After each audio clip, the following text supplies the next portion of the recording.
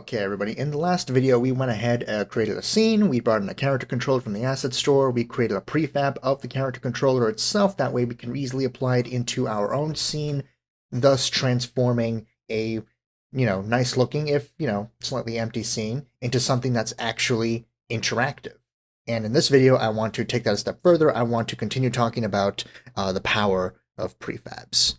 So to do that, we need to actually start messing with some of these objects in our world here, and start giving them additional setup to justify the use the use of prefabs. So let's go ahead and start playing the scene just to lay things out. Yeah, I'll put this tree closer to Chivolo just to test out that it does not in fact have any colliders. So let's go ahead and go back to the scene tab. And let's select our tree, and let's actually start doing some work with it so that we can justify making this as a, converting this into a prefab. So let's add a collider. Let's go to add component. Let's go to physics. Let's go to, I think, a box collider will work in this case. And the collider is now attached. We now have a collider attached to our object here. We can manipulate the positioning of the collider here with these controls here. These inspector controls here, we can manipulate where the collider actually is for the object. We don't really need to do any of that right now, because collider's in a pretty good place, I think. So let's actually just test it out real quick, and just go into the scene, and make sure that, yeah, now I don't hit the tree. That's good. Very nice. Alright, let's go to something else. Let's go to this tree over here and add a collider for this one as well. For this one, I don't think a box collider will cut it. Let's actually go ahead and add a capsule collider. I think that's going to work out really well for the tree. Colliders will usually do a very good job of conforming to the basic shape and size of whatever asset you're giving a collider to. If it doesn't work out, then you can just press this edit bounding volume to start playing around with these specific dimensions. And again, you can play around with this with the settings in the inspector to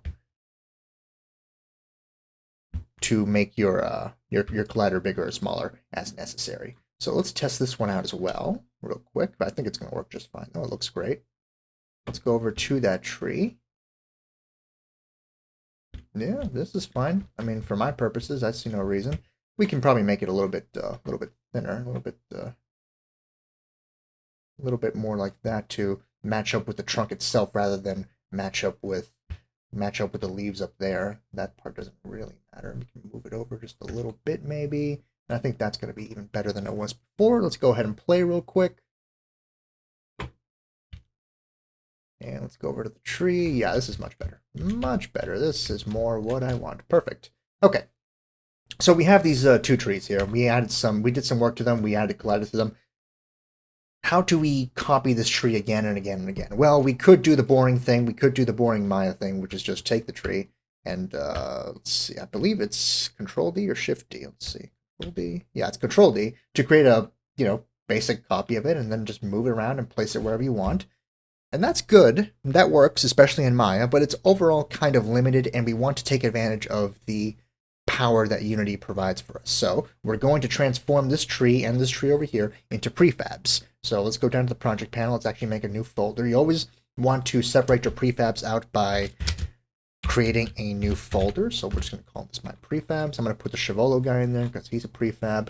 And now I'm going to open up my prefabs folder. Now I'm just going to take my tree asset here, and literally I'm just going to drag it in. Let's see. Would you like to create an original prefab for, or a variant from the existing prefab nature's big tree? Yeah, so this is something else that can come up. Because this tree came from a asset package from the asset store, usually the people that create assets for the asset store set things up as prefabs. Now, this particular prefab didn't include any colliders, so I'm creating a So I'm creating a variant of the prefab. Therefore, I want to select prefab variant. If you select original prefab, I believe it's going to overwrite the original prefab of the tree, which is fine. That could be what you want. But in my case, I'm going to create brand new prefabs. So I'm going to say a prefab variant, and now I have this tree. And this other tree that I also had like a collider to, I'm going to also create a prefab variant of. There we go. This tower here, I'm going to add a collider to this as well. Let's go to physics. Let's go to, I think a box collider will be fine here. Yeah, that looks pretty good. That contorts very well. So yeah, that's going to be good.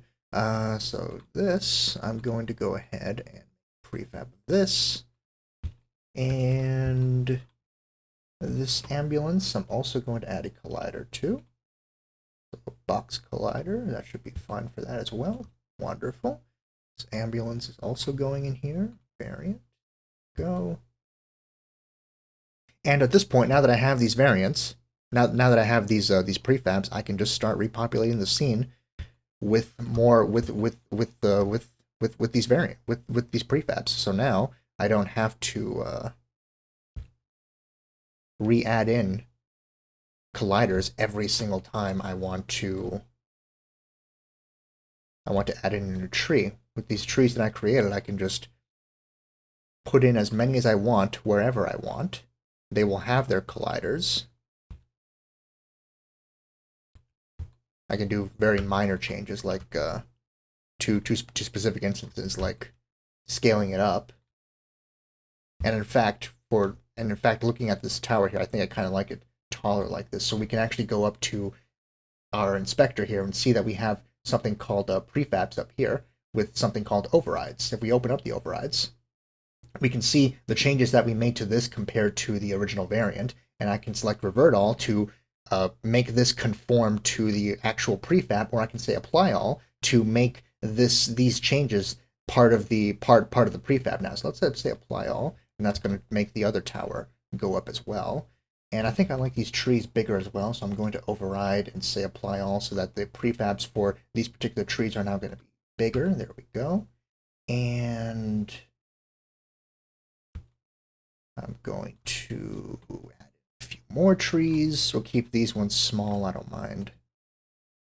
Populating my scene, add in another ambulance, maybe 2, maybe 3. I don't know what's going on in this world. It's a big plain with some trees and some crashed ambulances. Very weird. By the way, you'll notice that because the terrain has a mesh collider, Unity smartly deduces that this is the ground of your world. Therefore, instead of trying to place objects like stuck in the middle of your terrain, it's going to smartly place them on the ground as it should. So we'll place a few more trees.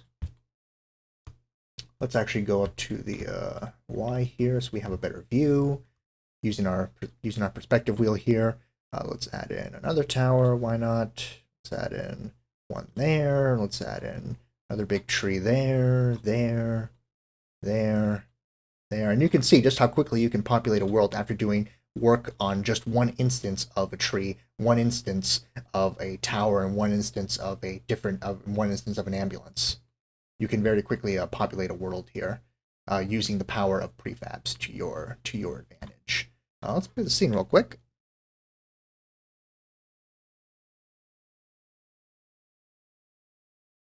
Awesome. Working great. All the colliders are working as intended. Excellent. So this was just a short video to show you the power of prefabs. Just how useful they can be in very quickly populating and creating a world. You work with just a few instances of some basic assets. You do some work on some basic master instances, and then you can just confirm them to be prefabs and then just populate the entire world for them. Very simple, very powerful tool. I hope this helped.